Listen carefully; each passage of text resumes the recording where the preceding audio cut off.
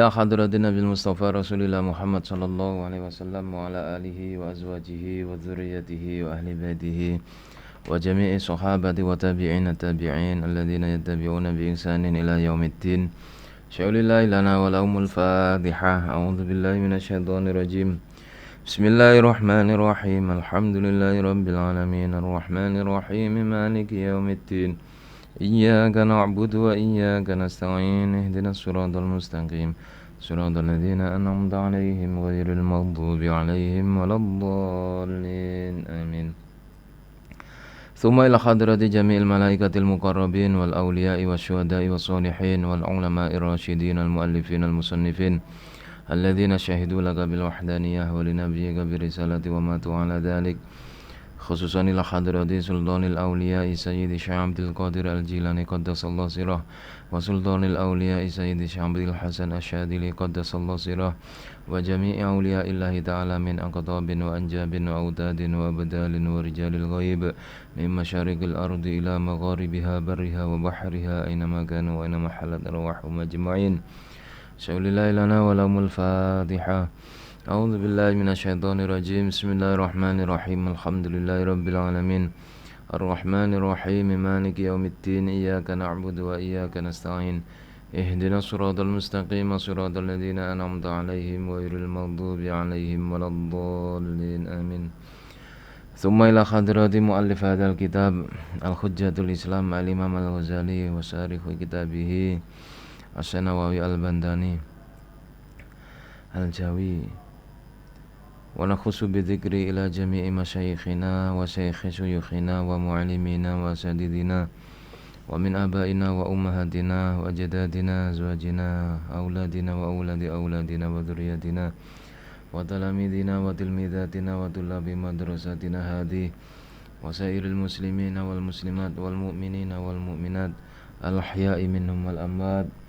Syaulillahi lana wa lahumul Fatihah. A'udzu billahi minasyaitonir rajim. Bismillahirrahmanirrahim. Alhamdulillahi rabbil alamin. Arrahmanir rahim. Maliki yaumiddin. Iyyaka na'budu wa iyyaka nasta'in. Ihdinas siratal mustaqim. Siratal ladzina an'amta 'alaihim ghairil maghdubi 'alaihim waladdallin. Amin.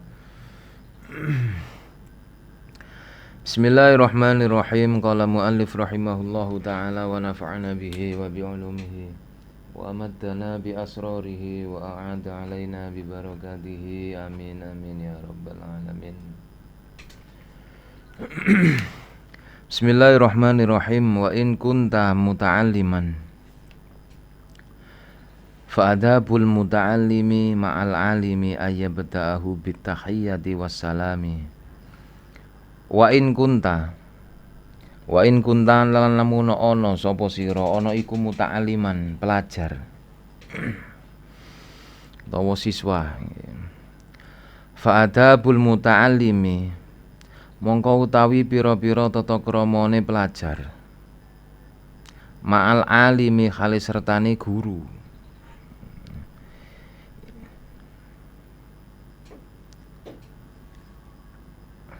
Iku salah satu asyara. Kalau di syarahnya disebutkan ada 13. Rupane siji ayya bedaa yen to ngawiti sapa muta'alim hu ing alim bitahiyati kelawan penghormatan wassalami lan salam.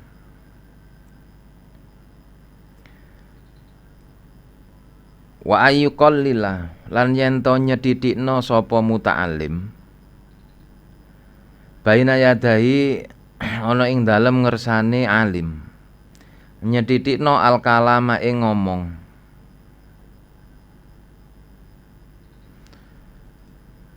Nomor 3 wala yatakallamu lan ora ngomong ngobrol utawa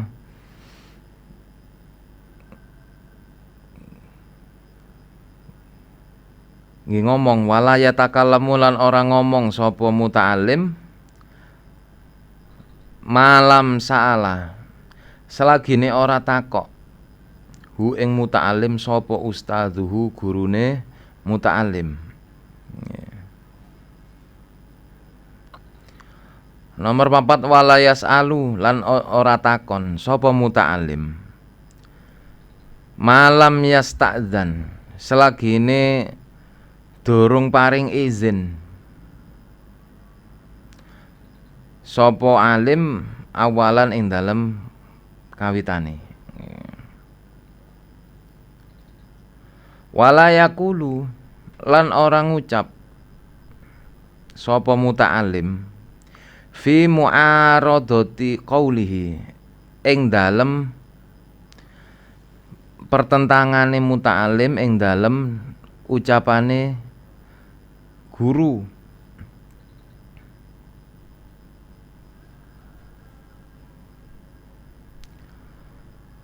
Kala kang ngucap sapa muta'alim fulanun utawi fulan iku bi khilafi ma kelawan nulayani barang kulta kang ngucap sapa panjenengan. Pendapat si fulan tidak seperti pendapat Anda. Maka itu adalah adab yang tidak boleh dilakukan oleh seorang murid. Wala yasiru lan ora awe isyarat sapa muta'alim alai ing atase guru utawa ustad bi khilafi ra'yihi kelawan perbedaane pendapate muta'alim. Murid tidak diperkenankan memberi isyarat kepada gurunya terkait perbedaan sudut pandangnya dia dengan gurunya. Fayaro mongko ketinggalan. Koyok-koyok keto annahu sak temene muta'alim iku alamu luwih ngerti bisawabi kelawan barang kang bener min ustadzihi tinembang gurune muta'alim.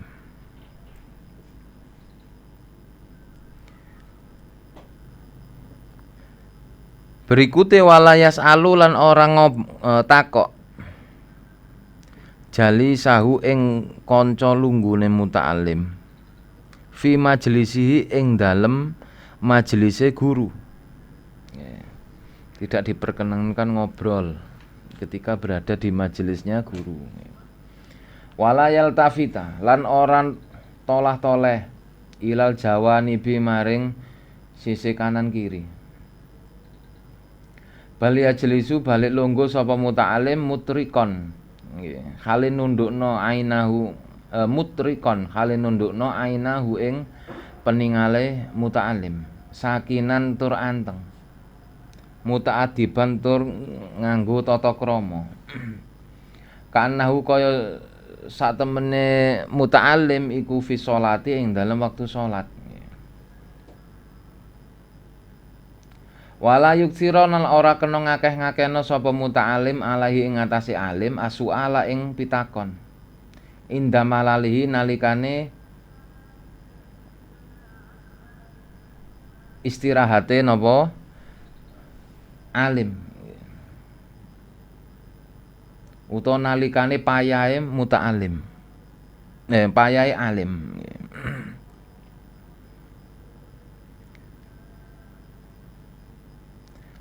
Adab bagi seorang murid atau seorang pelajar terhadap gurunya. Oleh Al-Imam Al-Ghazali disebutkan pada kitab Bidayatul Hidayah, yang kemudian dalam syarahnya diperinci oleh Al-Imam Syekh An-Nawawi Al-Bantani, terdapat 13 setidaknya adab yang wajib digunakan oleh seorang pelajar ketika berada bersama dengan gurunya. Yang pertama adalah hendaknya seorang pelajar ketika bertemu atau berpapasan dengan gurunya menunjukkan sikap penghormatan, menunjukkan sikap mengagungkan atau memuliakan, dan memberi salam terlebih dahulu.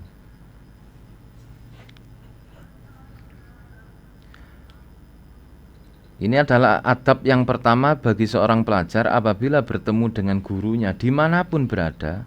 Maka hendaknya dia harus menunjukkan sikap memuliakan atau sikap penghormatan dan memberi salam terlebih dahulu.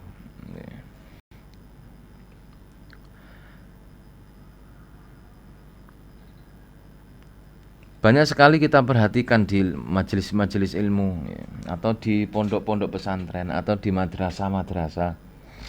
Bagaimana ketika para pelajar itu, para siswa itu mengedepankan etika, adabnya ketika berhadapan dengan gurunya. Ketika berpapasan dengan gurunya, maka banyak sekali sering kita lihat murid itu berhenti sambil menampakkan sikap hormat, sikap tawaduk atau mengagungkan bahwa dia sedang memuliakan kehadiran gurunya. Kemudian menjabat tangan gurunya, mengucapkan salam. Itu adalah etika-etika yang memang sudah menjadi tradisi dalam Islam. Etika berikutnya adalah wa ayyuqallila baina yadahi al-kalama. Hendaknya murid itu menyedikitkan omongan ketika di hadapan gurunya. Menyedikitkan obrolan ketika sedang berada di hadapan gurunya. Jangan sampai terlalu banyak mengobrolnya murid itu sehingga membuat gurunya kemudian merasa jenuh atau merasa bosan. Karena seringkali pembahasan yang disampaikan murid itu kurang begitu mengena di hati seorang guru, atau kurang bisa menyesuaikan dengan momen. Maka tujuan dari menyedikitkan omongan bagi seorang pelajar atau seorang murid ketika bersama dengan gurunya semata demi menjaga perasaan gurunya. Kalau gurunya sedang dalam keadaan banyak pikiran, atau gurunya sedang ada sesuatu yang dipikirkan tentang persoalan-persoalan lain.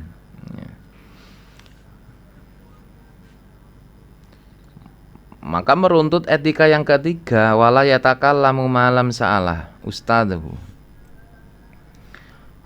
Wala yatakallamu malam sa'alahu ustadzuhu. Hendaknya pelajar sebagai seorang murid tidak bertanya atau tidak berbicara selama gurunya tidak bertanya. Tidak bertanya atau tidak ngobrol selama gurunya tidak bertanya. Sekarang sangat jauh sekali. Kadang keakraban seorang murid terhadap gurunya itu akhirnya keluar dari batas etika. Karena keakraban itu terkadang membuat seorang pelajar lalai, sehingga terkadang dia memperlakukan gurunya itu seperti temannya sendiri. Kadang nyeletuk obrolan-obrolan yang sekiranya memancing perhatian guru untuk fokus pada apa yang dia omongkan, tanpa menjaga perasaan guru, apakah guru itu sedang ada yang menjadi pikiran dalam benaknya, ataukah ada suatu masalah yang sedang direnungkan, ataukah memang guru itu sedang lagi ingin beristirahat atau santai. Maka obrolan-obrolan murid tanpa seizin guru itu dihukumi mengganggu, dan itu merupakan adab yang buruk. Karena pada kitab ini murid diajari bagaimana dengan adanya etika ini, murid diajari untuk peka dengan kondisi yang sedang dialami oleh gurunya. Jika gurunya menampakkan ekspresi kelelahan, maka aksan lebih baik murid menahan diri untuk tidak bertanya, sekalipun itu dianggap penting. Atau kalau ulama-ulama dahulu, para murid atau para pelajar dahulu, jika melihat kondisi gurunya sudah tidak memungkinkan untuk diajak lagi membahas karena terlalu panjangnya atau terlalu lamanya durasi waktu belajarnya, maka kemudian mereka menulis surat yang isinya berupa pertanyaan lanjutan dari materi pelajaran tersebut.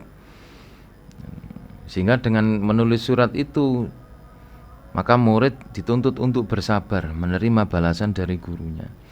Ini juga merupakan bagian dari etika-etika bagaimana para pelajar zaman dahulu menjaga adabnya di hadapan para gurunya. Ya.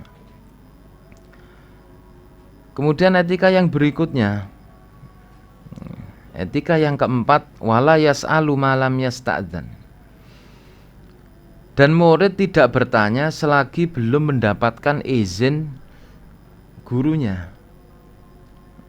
Sekalipun dalam forum diskusi seorang murid mengacungkan tangan untuk bertanya, maka ketika gurunya belum mengizinkan, maka murid harus belajar bersabar menahan diri dari bertanya. Atau justru seperti tadi, murid melihat terlebih dahulu apabila jawaban yang diberikan gurunya bagi pertanyaan temannya belum tuntas, maka bagi murid yang benar-benar menjaga etika, dia akan menahan diri untuk bertanya, kecuali jawaban yang diberikan oleh gurunya kepada si penanya yang lain sudah dianggap tuntas oleh gurunya. Maka boleh seorang murid meminta izin kepada gurunya untuk bertanya, dengan catatan apabila gurunya berkenan mengizinkan. Maka jika tidak, maka alternatifnya adalah murid harus bersabar atau mengambil alternatif lain dengan berkirim surat kepada gurunya.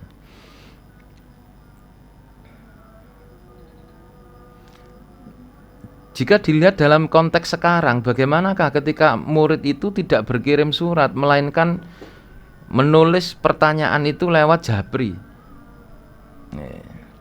atau lewat chatting, lewat WhatsApp atau inbox atau DM.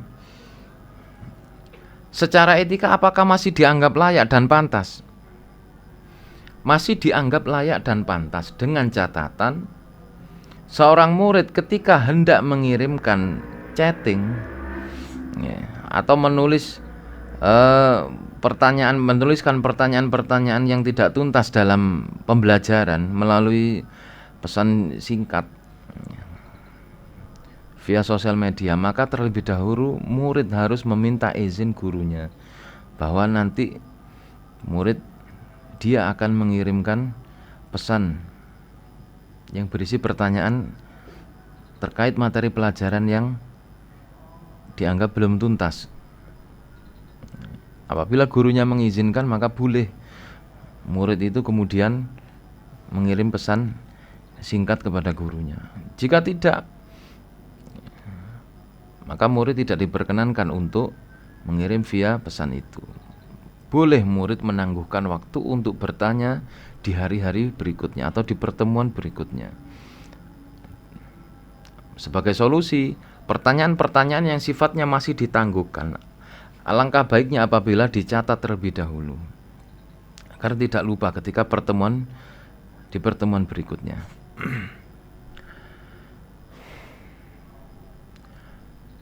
Wala yaqulu fi mu'aradati qawlihi qala fulanun bi khilafi ma qulta.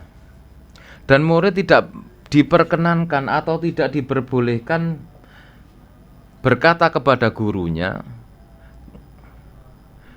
dalam ranah memberi statement bahwa apa yang dikatakan gurunya itu bertentangan dengan pendapat si fulan, bertentangan dengan pendapat ulama lainnya.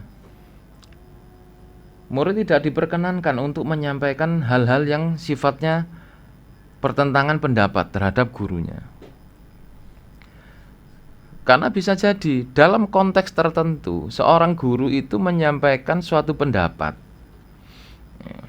karena pendapat itu dirasa lebih mudah untuk digunakan dalam situasi tertentu. Sekalipun pendapat yang disampaikan oleh guru tersebut mungkin saja bertentangan dengan pendapat lainnya yang konteksnya mungkin berbeda juga. Ini dalam contoh kasus masalah fikih misalkan. Maka andaikan murid tahu bahwa pendapat yang disampaikan gurunya itu dianggap kurang kuat, sehingga dianggap bertentangan dengan pendapatnya si fulan atau ulama lainnya, maka secara etika murid tetap tidak diperkenankan untuk menyanggah pendapatnya guru ketika dalam diskusi langsung pembelajaran. Bagaimana caranya menyampaikan ketika murid mengetahui bahwa argumentasi gurunya dipandang lemah? Maka murid harus mencari waktu luang, entah itu di luar pelajaran atau murid mendatangi rumah gurunya untuk mendiskusikan atau membahas tentang argumentasi atau pendapat yang disampaikan gurunya yang bagi si murid atau bagi si siswa itu iskal, kurang sreg, kurang pas, kurang sesuai dengan pendapat si fulan atau ulama lainnya. Maka harus didiskusikan secara pribadi. Karena membantah atau menyanggah pendapat guru di forum-forum terbuka di hadapan murid lainnya itu sama halnya menjatuhkan martabat seorang guru. Karena belum tentu juga pendapat guru itu salah. Bisa jadi pendapat yang disampaikan oleh seorang guru adalah pendapat yang memang sesuai dengan kondisi-kondisi tertentu.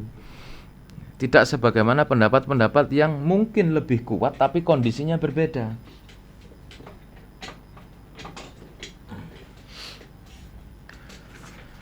Dan etika berikutnya adalah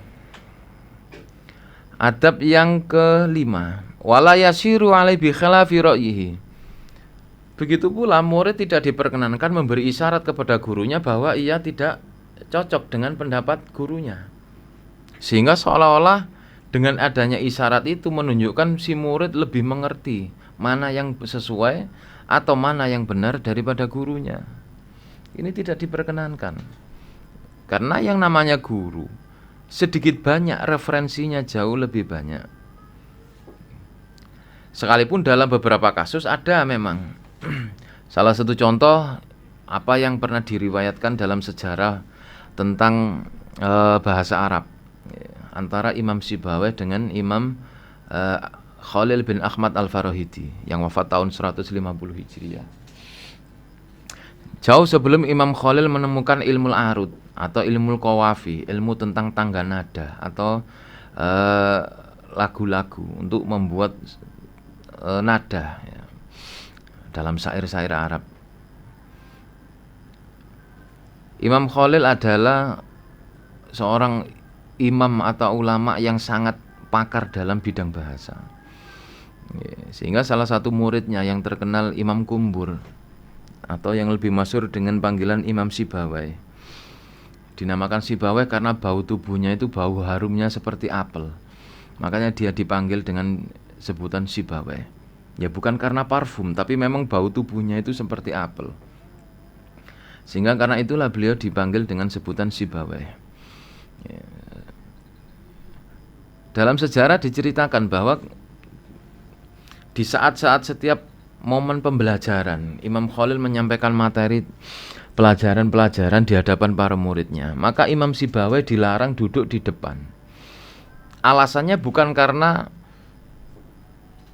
apa-apa, tapi karena Imam Sibawayh kadang ketampanan muridnya itu membuat gurunya sampai hampir-hampir tidak fokus dengan materi pelajaran. Karena itulah Imam Sibawayh harus duduk di belakang atau paling tidak tersembunyi di belakang punggung-punggung teman-temannya. Sehingga kemudian suatu saat terjadilah perdebatan antara Imam Khalil dengan muridnya, yakni Imam Sibawayh. Sehingga di mana kemudian perdebatan itu dimenangkan oleh Imam Sibawayh, muridnya. Dan itu diakui oleh Imam Khalil sendiri. Sehingga karena kalah dengan muridnya, akhirnya Imam Khalil bin Ahmad Al-Farahidi dalam tanda kutip melarikan diri, menjauh dari kota Kufah, menjauh, sehingga sampailah beliau di Mekah. Karena merasa kalah dengan muridnya, Imam Khalil bin Ahmad Al-Farahidi melarikan diri. Ketika di Mekah, selesai melakukan tawaf, beliau tertidur dan bermimpi tentang suara derapan kaki kuda yang apabila didengarkan itu membentuk suatu nada-nada tertentu. Sehingga dari mimpi inilah kemudian lahir ilmu baru yang tidak ada bandingannya. Artinya maestronya memang dipegang oleh Al-Imam Khalil bin Ahmad Al-Faraidi, yakni ilmu al-arud atau ilmu qawafi, ilmu tentang tangga nada. Di saat kemudian ketika Imam Sibawayh sudah menjadi seorang ulama yang pakar, menjadi ulama yang luar biasa alim, beliau punya murid namanya Imam Al-Akhfas. Sama seperti apa yang dialami Imam Sibawayh terhadap gurunya Imam Khalil kala itu, Imam Akhfas pun demikian. Suatu saat terjadilah perdebatan antara Imam Sibawayh dengan muridnya Imam Akhfas tentang apakah isim yang paling ma'rifat. Imam Sibawayh berpendapat bahwa isim paling ma'rifat adalah isim dhamir. Sedangkan muridnya berpendapat isim paling ma'rifat adalah isim alam. Maka perdebatan ini berlangsung hingga 3 hari. Perdebatan antara guru dan murid ini berlangsung hingga 3 hari. Akhirnya suatu saat, demi menjaga marwah gurunya, di tengah malam Imam Akhfas mengetahui aktivitas gurunya, bahwa di setiap jam sekian gurunya mesti bangun untuk mengambil air wudhu. Maka diketuklah pintu zawiyahnya Imam Sibawayh. Ketika diketuk oleh Imam Akhfas, tok tok tok tok, dijawab oleh Imam Sibawayh dari dalam, "Man?" "Ana," dijawab oleh Imam Akhfas. Maka ditanya lagi oleh Imam Sibawayh, "Man?" "Siapa?" Dijawab oleh Imam Akhfas, "Ana." Ditanya lagi oleh Imam Sibawayh, "Man ana?" "Siapa aku?" Maka dijawab oleh Imam Akhfas, maksudnya aku itu siapa? Dijawab oleh Imam Akhfas, "Ana Akhfas." Melihat jawaban muridnya dari pintu luar itu, Imam Sibawayh bergumam, "Anta alamu minni, engkau lebih ngerti daripada aku."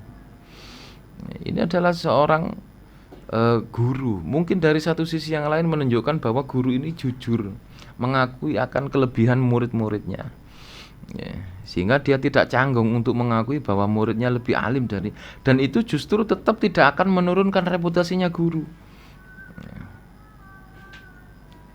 Makanya dalam syarat kemarin, seorang guru tidak boleh berpaling dari kebenaran. Dia harus rujuk apabila telah melakukan suatu kesalahan.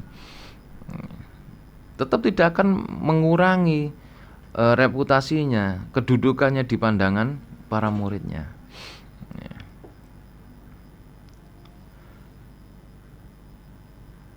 Wala yas'alu jalisuhu fi majlisihi wallahu a'lam bissawab. Rabbi fanfa'na bi barakatihim wahdinal husna bi hurmatihim wa amitna fi tariqatihim wa mu'afatihim minal fitani. Rabbi fanfa'na bi barakatihim wahdinal husna bi hurmatihim wa amitna fi tariqatihim wa mu'afatihim minal fitani.